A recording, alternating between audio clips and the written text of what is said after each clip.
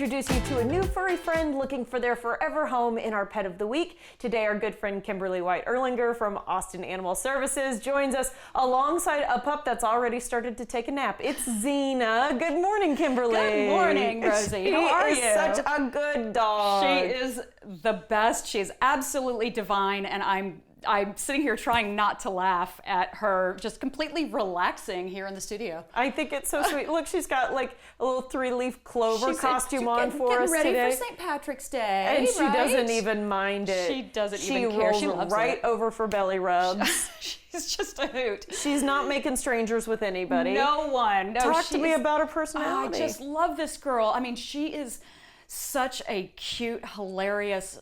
I mean, everyone here who's met her has just walked away laughing because she's so adorable and so funny.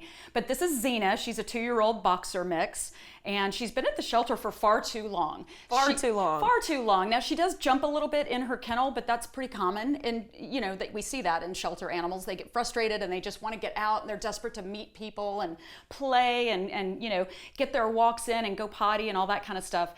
But seriously, the second she gets out of her kennel, she is so calm. She loves to play in the yards. She loves to go on walks. She's great on the leash. She doesn't really pull. She just, everything about her is just, she has just achieved kind of the pinnacle of doghood. She's good in the car. She's easy on the leash. She loves toys. She's crazy about treats. She's crazy about humans. You know, she just loves to be loved on. She knows some tricks, although she's so relaxed right now, I hesitate to get her up. You don't want to wake her up. I don't know that I want to wake her up. For us. I know. It's been you know, a rough hour of playing and treat eating and, you know, car riding. So I hate to bother her right now. She's really showing us her diva side. But we had, you know, her best friend volunteer at the shelter named Paulette took her to her home a couple of times for a weekend here and there. And she said this is exactly how she was. She was relaxed. She got some little doggy ice cream. She got a couple of bones to chew on. And when you were ready to get up and play, then she was ready to get up to play. Oh. So she kind of really matches the energy of the people in the house. So well, perfect. I have to compliment her sweet brindle coat. I mean, she's a gorgeous dog. She's beautiful. And so I really want to point out that, like, you know, divide there that you were talking about. Yes, she can be a little jumpy in the kennel, but it's such a reminder that that's a really stressful environment for dogs. And as soon as you get her into a place where she can relax a little bit, this is what you get. This is what you get. She was so calm coming into the studio. Completely. She's been calm the entire time. Yeah. And, you know, just imagine what it's like to be a dog. You get out for half an hour every 24 hours, and someone walks by for a few seconds, and you're like hopeful that... Friend! Oh, and then they walk to the next kennel, you know, and so they want to make sure that that person sees them and you know, she's trying to get attention, but she's so sweet and she's easy. I mean, she's easy to harness up, and so the jumping isn't even a big deal.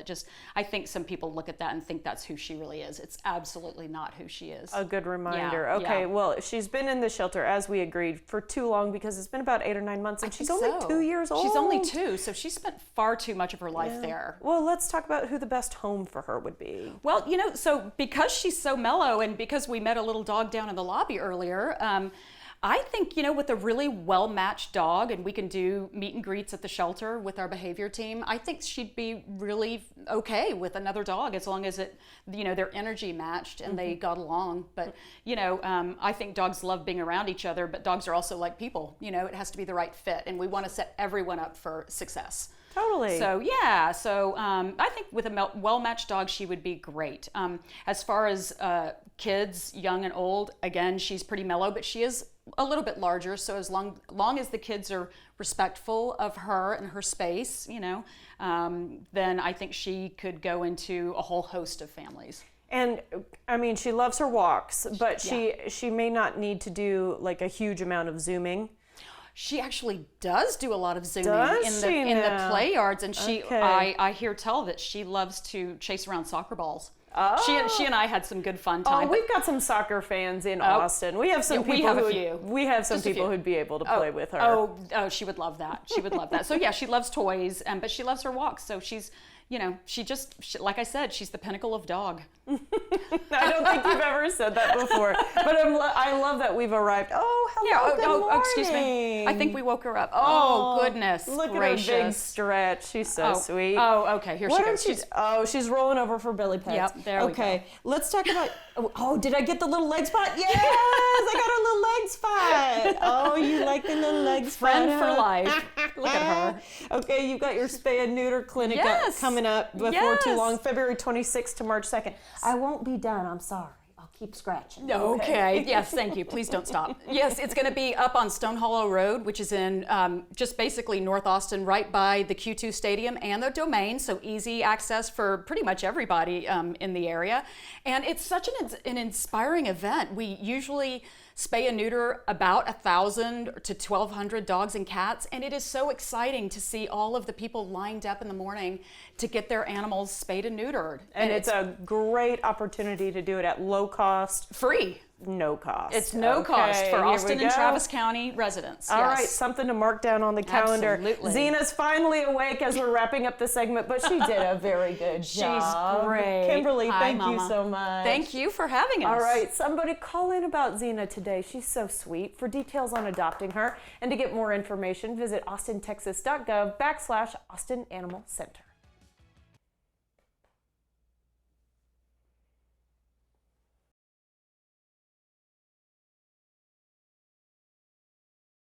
The following portion of Studio 512 is sponsored by Sherwood Forest Fair.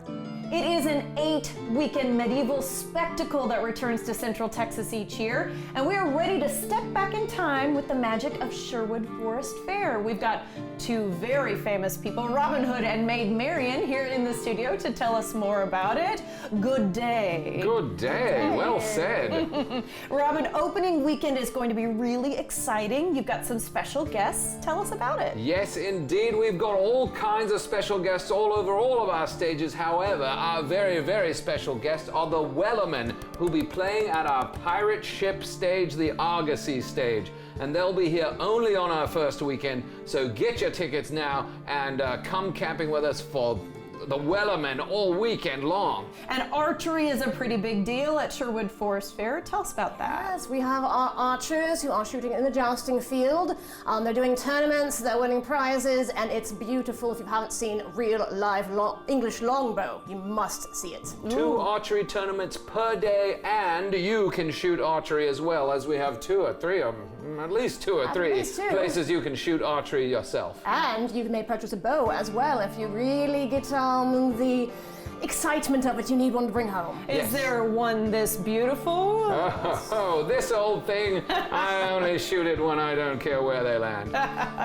Okay, let's talk about jousting, because archery, a big sport in medieval times, but jousting is a pretty big deal as well, and there's some money on the line. Yes, indeed. We have full contact jousting happening every day at the Joust Arena at Sherwood Forest Fair. However, on our penultimate weekend, that's our 7th weekend, we will have 6 to 8 nights competing for a $1,000 purse, and instead of any other activity they may do on that joust field, they just break lance after lance after lance. And then, Marian, is there anything else that you'd like to mention about what makes Sherwood Forest Fair so magical? I think to me it is our community. We not only on the off season we have volunteer weekends where all of our beautiful friends come and help do things like paint the stages or clean the gardens and things like that, and those people return year after year and make our village just so full of heart and love. I can borrow your bow, Robin, real certainly. quickly here. Oh, I feel very fancy handling this. And if you wouldn't mind breaking out your bugle, there we go. Not at all. Whenever you're ready, my A friend. fanfare in honor of thee. Tally-ho! Plan your trip to the 17th annual Sherwood Forest Fair, open weekends starting February 28th at sherwoodforestfair.com. The preceding portion of Studio 512 was sponsored by Sherwood Forest Fair.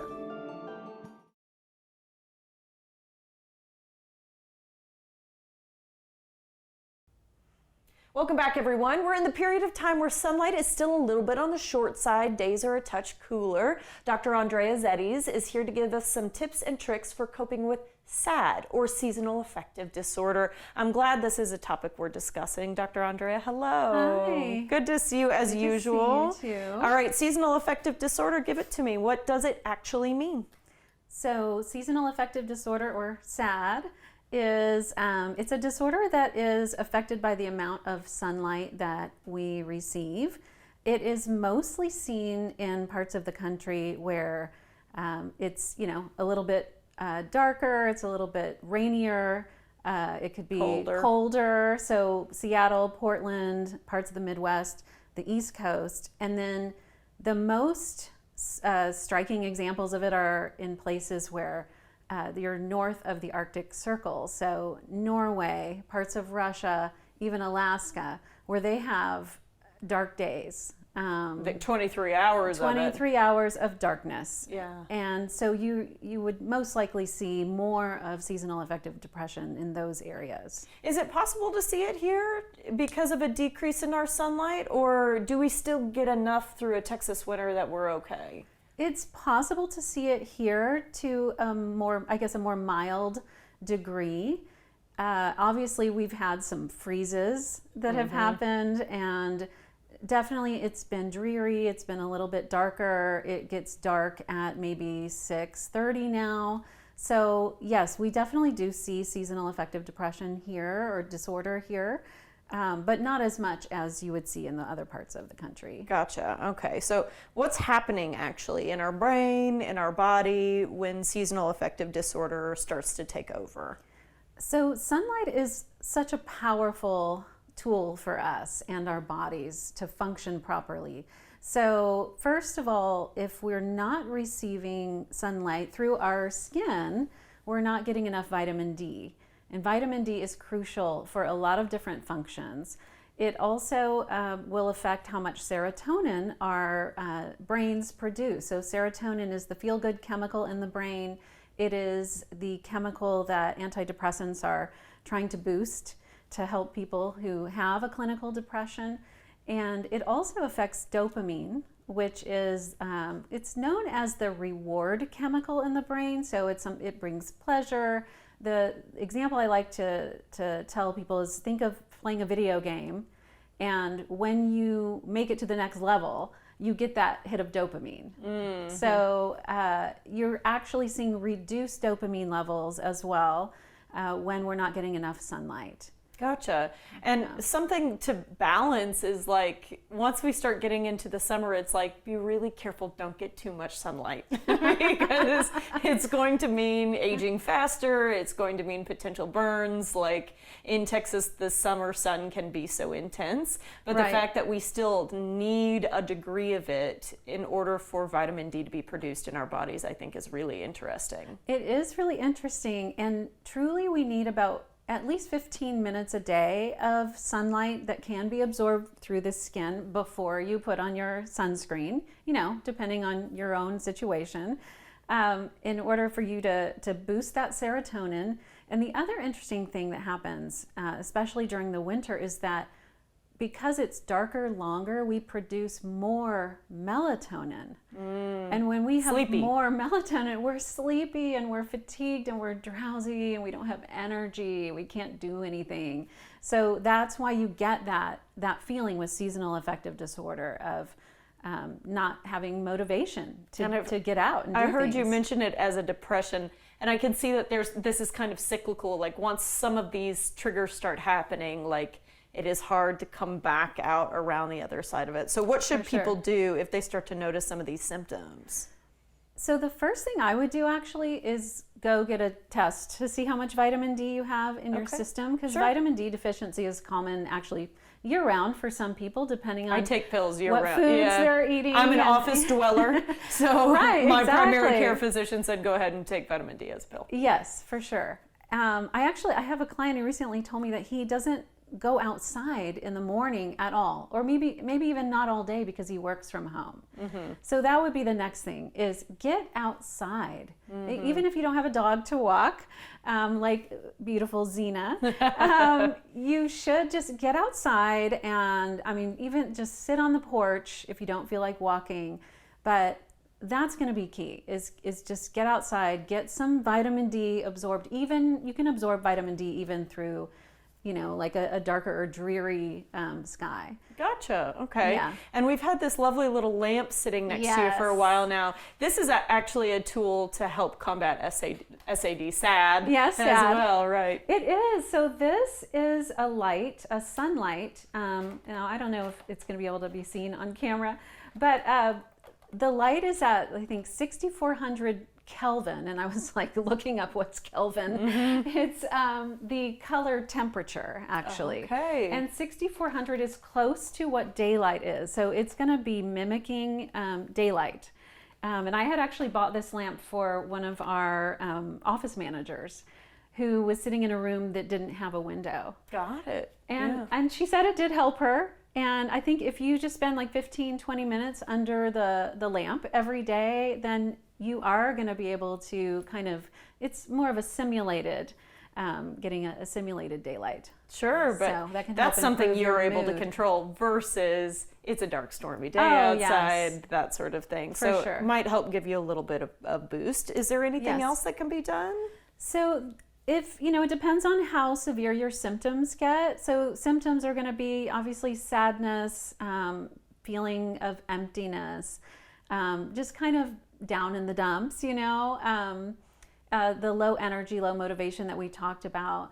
If you feel like it's to a point where you're not able to function, you don't feel like going to work or doing your normal activities, then I would say talk to your doctor. And find a therapist, of course. I'm always going to be advocating for psychotherapy. It's so helpful, I think, for everyone. But if you are experiencing symptoms of SAD, then definitely talk to a therapist. Sounds good to me. And you've got a brand new stress management course out. We'll have to talk about that next time. But Yeah, for sure. stress-free living from the inside out, exciting stuff. Yes. Dr. Andrea, we appreciate your time as always. Thank you. Good to see you. Thank you. Go to AndreaZeddies.com where you can learn more about Dr. Andrea's offerings.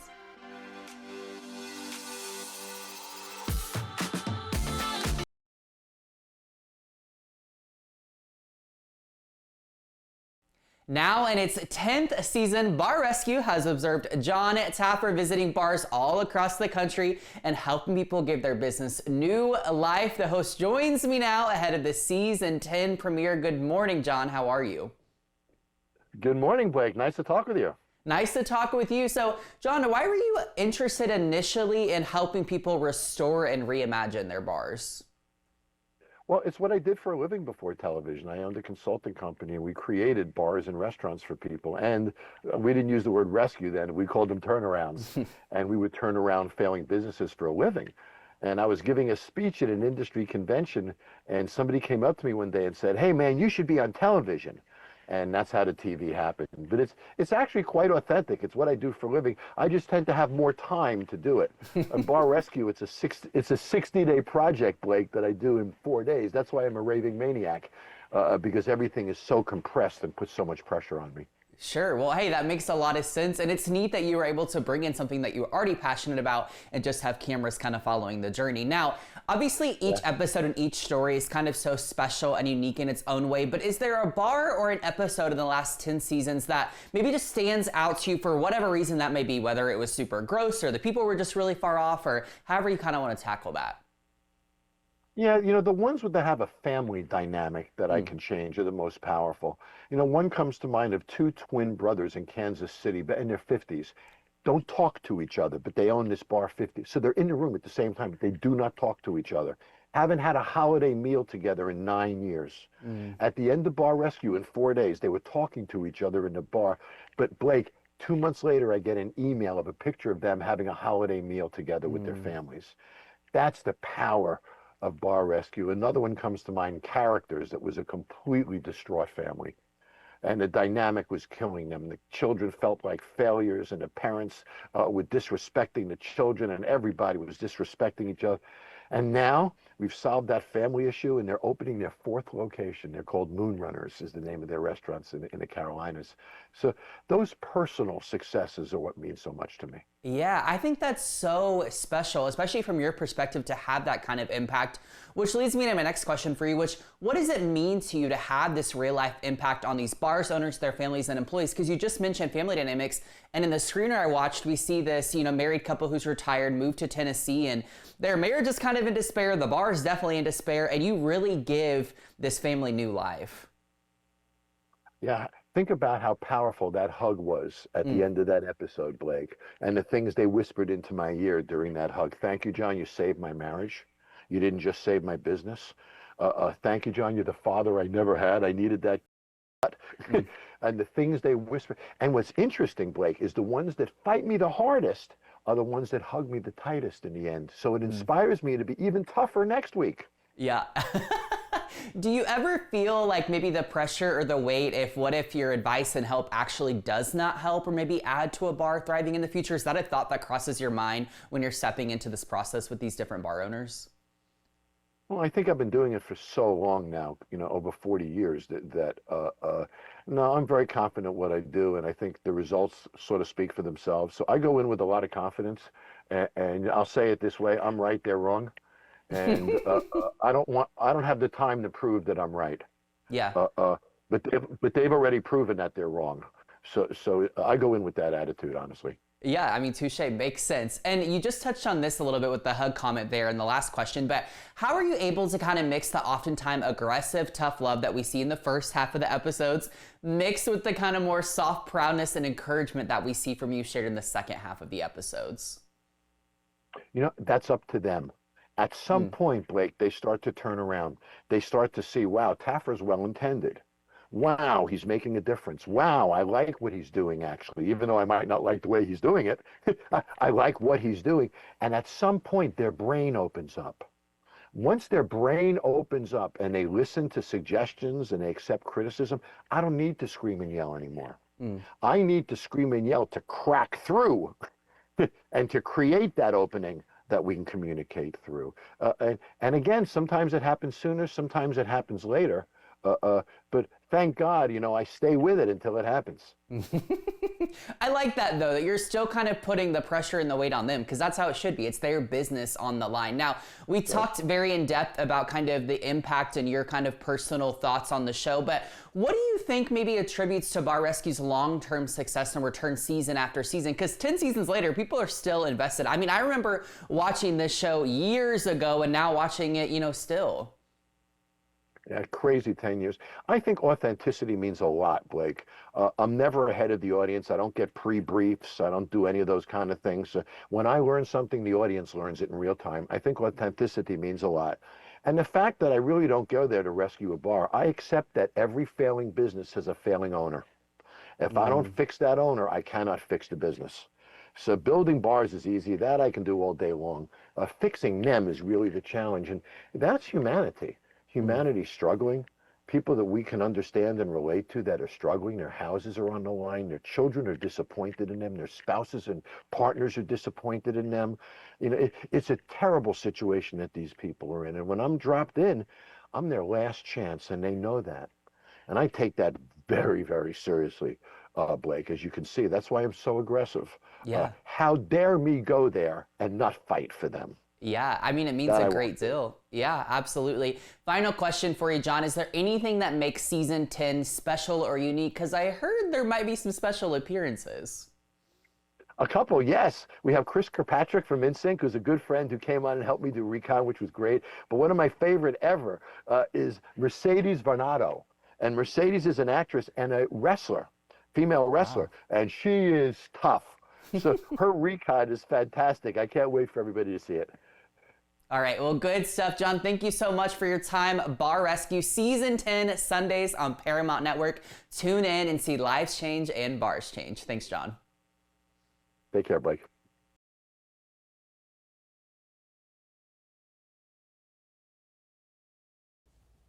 Welcome back. Are you a pet parent who's looking for someone special in your life? A very Austin idea here. Nuzzle is a dating app for dog lovers who would like to connect. Founder Ninnis Samuel is here to tell us more about it, along with his 16-year-old furry friend, forever lifelong friend, Kirby. Good morning. Good morning. Yeah, he's 16. Oh man, lovely to see you both here, and he's such a well-behaved little guy. I love that this is such a dog-centric show. We are talking about Nuzzle, though. This is an idea that was born out of Bark Happy. Yeah, that's right. I had an app here in Austin in the US a few years back that was called Bark Happy. It was helping people find other dog owners and find dog-friendly places. And it just connected people to make friends. And I had people getting married through that app. That is And I always incredible. thought, wow, one day there needs to be a dating app for dog owners from this. And end of the day, the philosophy is I believe people that love dogs are better at dating and relationships. And I thought, dog lovers only want to date other people that love dogs, right? So that's kind of where it all came from in my life with Kirby, you know, and so yeah, that's where Nuzzle came from. Oh, it's amazing. And so there was kind of a need here. You saw Austin as the perfect place to get this dating app started because we're such a dog-friendly city. That's exactly right. So I couldn't think of a better city. I'm originally from Texas. I lived here in Austin. It's dog-friendly. It's a good size. People are tech-savvy, and I think the audience is great for us to get feedback, learn if it's a great thing or not. And we're going to start off here in Austin. We're actually launching the app tomorrow. So exciting! With our upcoming event. And the app itself is pretty cool. We fix a lot of things going wrong with dating today, and we add a couple unique things for dog owners. Like, for example, everybody is live verified in the app, so there's no more catfishing, no fake profiles. We even have the first ever no ghosting policy. So if we match, there's a 3-day timer, and we have to send a message or you get a strike. And one of the cooler things for dogs is instead of sending like a fake rose or a digital super like, I can send you an e-gift card to PetSmart. That is so cool. It's for your dog. It puts the dog first, and it's tangible. And if you like me and you accept it, we match. And if you don't want to take the gift, it gets back to me, and I can send it to the next person. So it really puts the dogs first. And of course, we also have dog-friendly singles events, including the first one here this Saturday on the 21st. Yep, so launching tomorrow, and then coming up on Saturday, you've got this really cool event. It's going to be happening at Central Machine Works. Tell me a little bit more about it. Yeah, so it's our launch event and Yappy Hour. It supports Austin Pets Alive. It's also a supply drive for Austin Pets Alive. You can get free tickets off of our website, and there's going to be some fun things going on. We have a pup cup eating contest, so you can bring your dogs different sizes. Let's see who's the fastest. There's free dog treats. You can even get professional photos with you and your dog for your dating profile. We have a little icebreaker game for prizes, free nail trims from mud puppies. And it's a good way just to meet some new people, maybe meet some new friends, some new pups. And it'll be fun. It's 11 to 1 p.m. on Saturday. And hi, buddy. And hopefully it's going to be a fun time. And of course, trying to give back to Austin Pets Alive. And in the app and our events, we're always going to try and give back to local shelters, and our partner Austin Pets Alive here is we're going to do some special things for them.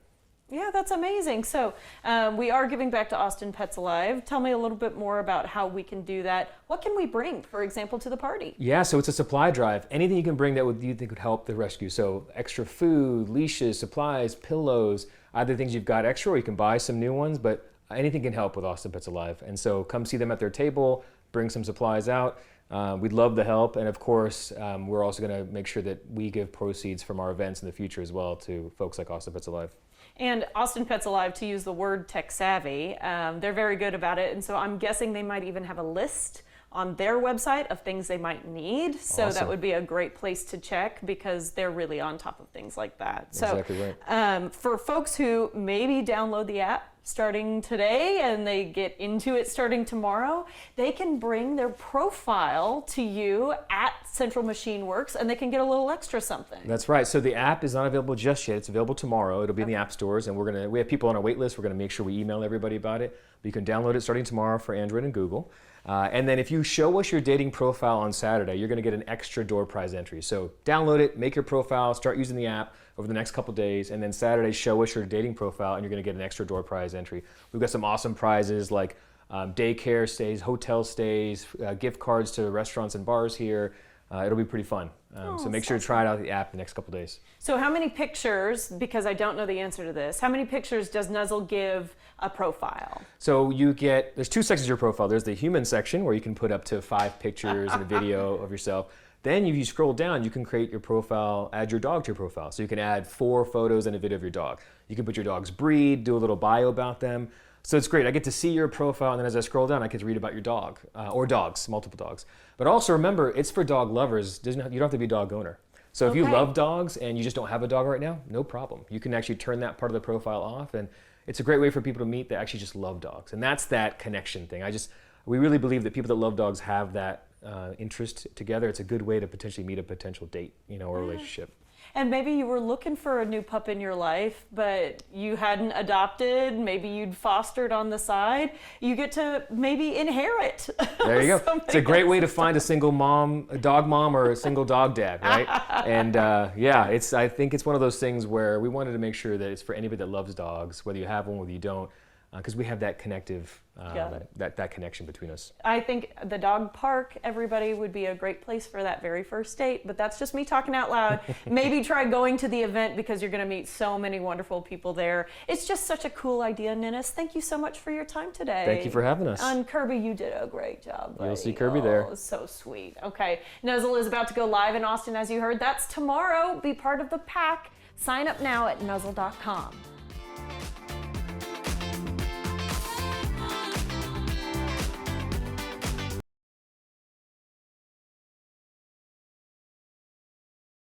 The following portion of Studio 512 is sponsored by Milestone Community Builders.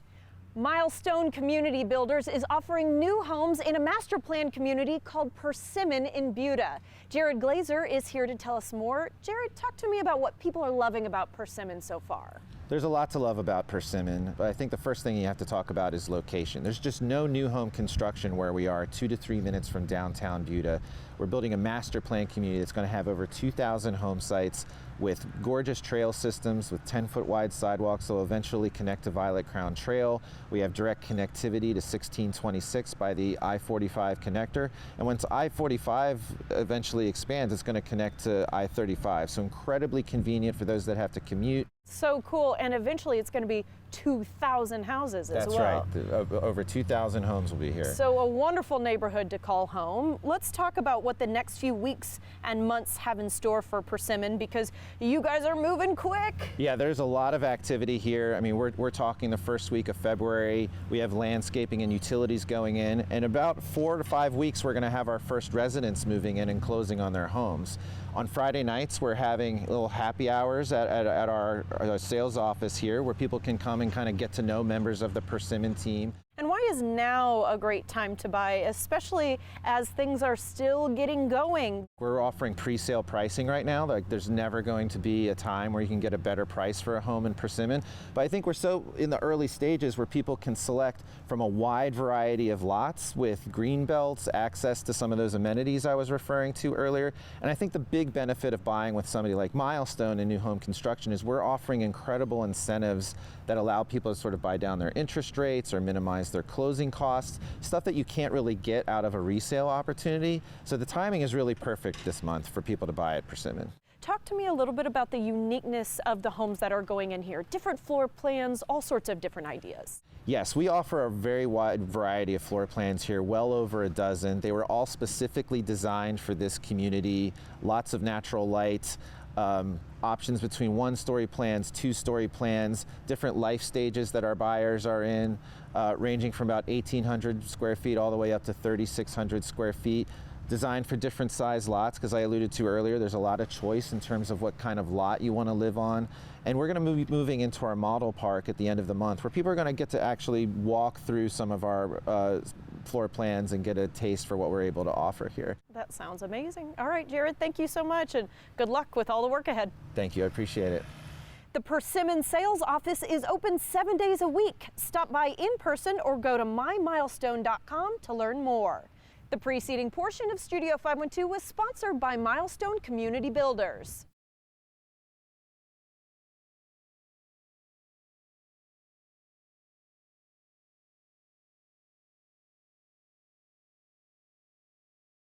The following portion of Studio 512 is sponsored by Austin Face and Body. Joining us today is oculoplastic surgeon Dr. Sean Paul and plastic surgeon Dr. Chris Schneider from Austin Face and Body. They're sharing the latest on quantum RF treatments for skin tightening and face and body contouring. And so, Dr. Paul, we're going to come to you first. Quantum RF, what is it and what does it do for the face and the body? Thanks for having us. Yeah, Quantum RF is basically the newest, most innovative technology for skin tightening, and it's typically done as an adjunct to surgery or as a standalone treatment. Options we have are deep plain face and neck lifting, and then for patients that aren't quite ready for something as big as a full surgical procedure, Quantum RF and other technologies like Quantum RF in the same family, such as FaceTite or FaceTite Turbo, that's what we use to basically contour that skin. Dr. Schneider, let's talk about what distinguishes Quantum RF from traditional liposuction or other body contouring procedures. Yeah, we're super excited to be able to offer Quantum RF in our practice now. It's part of the newest platform called Ignite RF from InMode. And so Quantum RF is different from liposuction because liposuction just removes that stubborn subcutaneous fat. It does nothing to tighten the skin. Quantum RF uses bipolar radio frequency to tighten the skin. And it may not replace some of those bigger excisional procedures like a tummy tuck, but it's a great option for patients where liposuction is not going to be enough to tighten the skin, and we can use that as an adjunct. Good to know. Okay, what areas of the body can be treated with Quantum RF? Great question. So they have two platforms, one specifically for the face and one for the body. So face, neck, jowls, the submentum, which is that stubborn area right under the chin, and then really any part on the body. We can get some incredibly impressive results for body contouring on the abdomen. A couple of my favorite places to use them, though, are the upper arms and the inner thighs, very stubborn areas where skin laxity is a major problem. And speaking of skin laxity, yes, with the popularity of GLP-1s out there on the market, I know that people are losing weight, and that's maybe an exciting thing, something that they've looked forward to for a very long time, but especially losing weight pretty quickly can lead to some of that skin laxity, right? Absolutely. I mean, with sort of this newfound thought of taking back health and wellness, GLP-1s being at the center of that, we are seeing weight come off very quickly, which leads to skin laxity problems. So I think it's super important for patients to get in with a board-certified plastic surgeon to evaluate them anatomically to see if these procedures are right for them. How can people arrange a consultation, get in touch with y'all? Patients most commonly find us on social media, on Instagram at Austin Face and Body, and then our website is austinfaceandbody.com. Sounds good to me. Doctors, thank you for your time. Thank you. Learn more at austinfaceandbody.com. The preceding portion of Studio 512 was sponsored by Austin Face and Body.